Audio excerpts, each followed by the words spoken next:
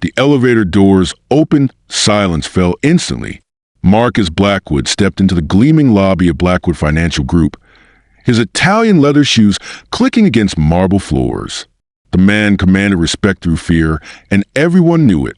At 38, he'd built an empire worth $200 million. His perfectly tailored charcoal suit, slick-back dark hair, and cold gray eyes made him look like he could crush dreams with a glance. "Sir," the receptionist's voice trembled. "Your 9 o'clock is waiting." Marcus didn't acknowledge her. He never did. Behind the reception desk, 34-year-old Sophia Rivers watched him stride toward the elevators. She'd been working as a new cashier for only 3 weeks, but she'd already heard the stories. Marcus Blackwood fired people for breathing too loudly. He'd made grown men cry in meetings. His own executives were terrified of him, but something about his demeanor struck her as odd, familiar. Somehow, "He's worse than usual today," whispered Jake Patterson, the 26-year-old IT technician. "Heard he screamed at the entire accounting department yesterday." Sophia adjusted her simple white blouse and black skirt. "Why does everyone just take it?" "Because he signs the paychecks," muttered Rebecca Walker, the 31-year-old office manager. "Cross Marcus Blackwood and you're finished in the city." The elevator doors closed with Marcus inside, and the lobby exhaled collectively. But Sophia couldn't shake the feeling she'd seen those eyes before. 3 floors up, Marcus sat behind his massive oak desk, staring at a photograph hidden in his drawer. The image showed a much younger version of himself, maybe 19, laughing with a group of friends at what looked like a diner. His smile was genuine then, warm. A knock interrupted his thoughts. "Come in," he barked, shoving the photo away. His assistant, 42-year-old Patricia Hendricks, entered with coffee. Her hand shook slightly as she set it down. "The quarterly report, sir, and there's an issue with the payroll system." Marcus's jaw tightened. "What kind of issue?" "The new cashier." She noticed some discrepancies. "Says the numbers don't match the employee files. Tell her to mind her own business." Patricia hesitated. "Sir," she's persistent. "Says she won't process payments until it's resolved." Marcus stood slowly, his presence filling the room like a storm cloud. "Won't process payments?" "She's downstairs now, sir, waiting to speak with you. In the lobby." Sophia sat calmly at her desk, ignoring the worried glances from her co-workers. She discovered something troubling in the payroll files. Payments going to employees who didn't exist. Funds being diverted to accounts she couldn't trace. The elevator dinged. Marcus emerged, his face thunderous. "Miss Rivers." His voice could freeze water. "I hear you're refusing to do your job." Sophia stood up.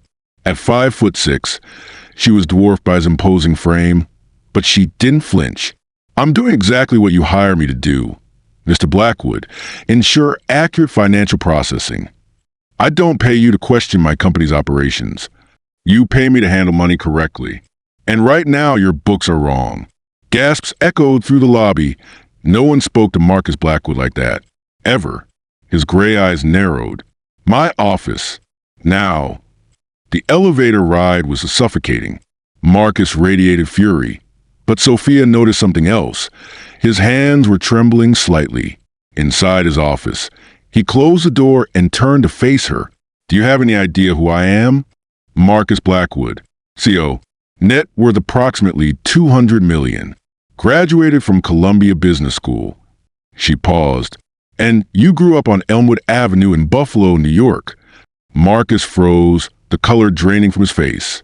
"How do you—" Sophia reached into her purse and pulled out a faded photograph. It showed 2 children, a boy around 10 and a girl around 6, sitting on the steps of a modest house. The boy had the same gray eyes as Marcus. "Because I'm Sophie Rivers from next door," she said softly. "And you used to be Marky Kowalski." The silence stretched like a taut wire. Marcus stared at the photograph, his carefully constructed mask beginning to crack. "That's impossible." His voice was barely a whisper. "Your mom worked 3 jobs to keep that little house. Your dad left when you were 8. You used to sneak over to our backyard when things got bad at home." Sophia's voice was gentle now. "You cried the day we moved away. Said you'd never see your only friend again. Marcus sank into his chair, the weight of 30 years crashing down on him. Sophie? Little Sophie Rivers.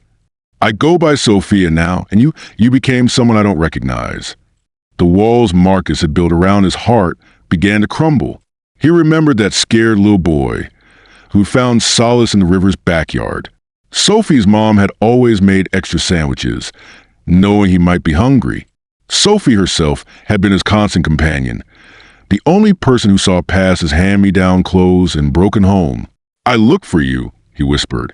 After you moved, I tried to find you. I know, my mom told me years later. But by then, she gestured around the opulent office. You'd become this. Marcus's voice cracked. Do you know what it was like? After you left? I had no one who cared if I lived or died.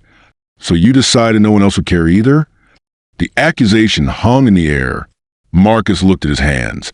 Hands that signed termination papers, crushed dreams, built walls instead of bridges. I never meant to become this, he said, his voice breaking. I couldn't let anyone hurt me again.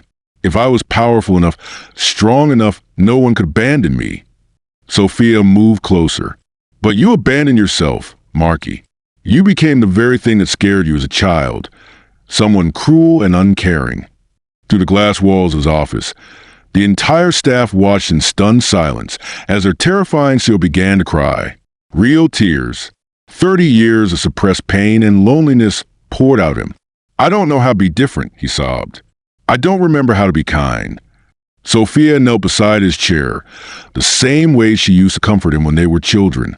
It's still in there, Marky, the boy who shared his last piece of candy with me, the boy who helped my mom carry groceries. He's still in there. She pulled out another photo, this one recent. It showed a modest diner in downtown Chicago. I worked there on weekends. Regular customers, simple food, people who genuinely care about each other. Remember Finnegan's Diner from our old neighborhood? Marcus nodded, wiping his eyes. Your mom took us there for my birthday once. Only time I'd ever been to a restaurant. This place is just like it. What if you remember what it felt like to be part of community, to be loved for who you are, not what you own? That evening, Marcus stood outside Riley's Diner, the place Sophia had shown him in the photo. Through the windows, he could see her serving customers, her face bright with genuine warmth. The same warmth he remembered from childhood. He pushed open the door. The bell chimed softly. Sophia looked up, surprised but smiling. Table for one? Marcus nodded, suddenly feeling like that nervous 10-year-old again. She led him to a corner booth, the same kind he used to sit in his children. The meatloaf's good tonight and the apple pie. Well, it's almost as good as my mom's. As she walked away, Marcus noticed something. Every customer in the diner smiled at her, really smiled. They asked about her day, her family. She remembered their orders, their stories, their names. This was what he'd forgotten. Connection, kindness without calculation. When Sophia returned with his food, she slid into the seat across from him. So, Marky Kowalski, what happens now? Marcus took a bite of the meatloaf. It tasted like childhood, like hope, like second chances. I don't know, he said honestly, but I want to try. I want to remember who I used to be. 6 months later, the employees of Blackwood Financial Group barely recognized their workplace. Marcus had implemented profit sharing, funded employee education programs, and actually learned his workers' names. The office that once hummed with fear now buzzed with genuine productivity and mutual respect.